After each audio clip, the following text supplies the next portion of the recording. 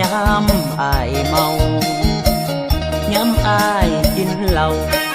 เบิ่งเจ้างามหมดทุกอย่างหน้าผากนูนแก้มจุนพูนปากสีบาง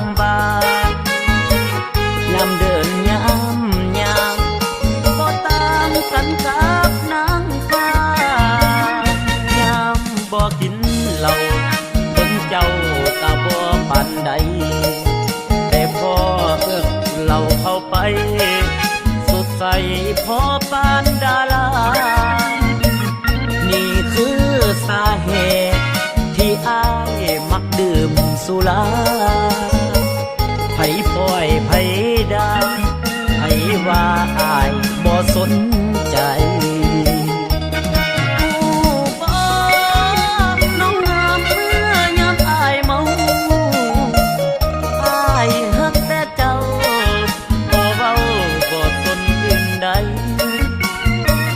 หักเพียงเด้น้องเนื้อทองหักน้องหมดใจอยากอยู่ใกล้ๆยำใดเมาแล้วห่วงหาแดงแท้เดลา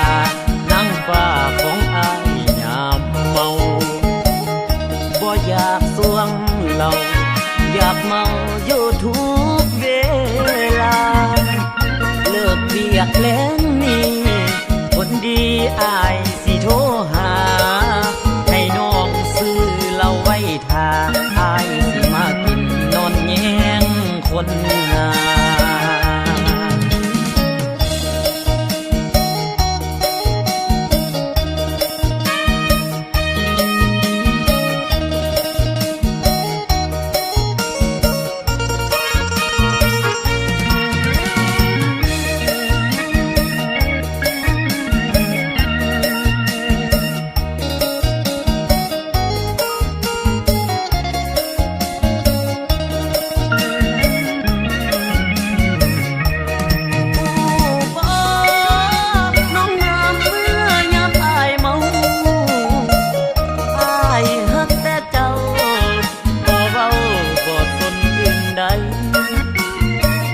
หักเพียงเด้น้อง